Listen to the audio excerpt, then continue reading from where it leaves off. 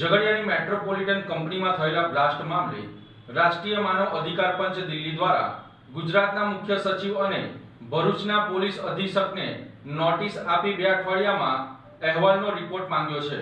ઝઘડિયા તાલુકામાં આવેલી જીઆઈડીસીમાં મેટ્રોપોલિટન એક્ઝિકેમ કંપનીમાં પ્લાન્ટમાં મોટા ધડાકા સાથે એક બ્લાસ્ટ થયો હતો, જેમાં 16 જેટલા કામદારો ગંભીર રીતે દાઝી ગયા હતા, જે પૈકી અત્યાર સુધી 3 કામદારોના મોત નીપજ્યા છે। કંપનીમાં થયેલા બ્લાસ્ટ અને તે બાદ થયેલ જાનહાનિમાં રાષ્ટ્રીય માનવ અધિકાર પંચ દિલ્હી દ્વારા સ્વતઃ ગંભીર રીતે નોંધ લેવામાં આવી છે।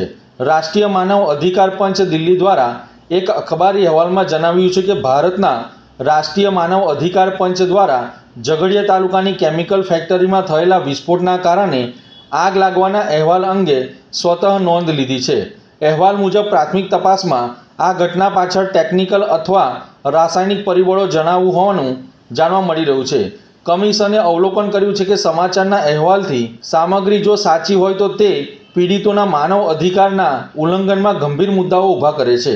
તેથી રાષ્ટ્રીય માનવ અધિકાર પંચ દ્વારા ગુજરાતના મુખ્ય સચિવ અને ભરૂચના પોલીસ અધિક્ષકને નોટિસ આપી 2 અઠવાડિયામાં આ બાબતે વિગતવાર અહેવાલ માંગવામાં આવ્યો છે। રિપોર્ટમાં ઘાયલ કામદારોના સ્વાસ્થ્યની સ્થિતિ, કેસની તપાસ અને જે કોઈ હોય તેમને ચૂકવવામાં આવેલ વળતરનો સમાવેશ થવાની અપેક્ષા છે। અત્રે ઉલ્લેખનીય છે કે જીપીસીબી દ્વારા પણ ઝઘડિયા જીઆઈડીસીની મેટ્રોપોલિટન એક્ઝિકેમ કંપનીમાં શોકોઝ નોટિસ ફટકારી છે અને વિગતવાર અહેવાલ માંગ્યો છે।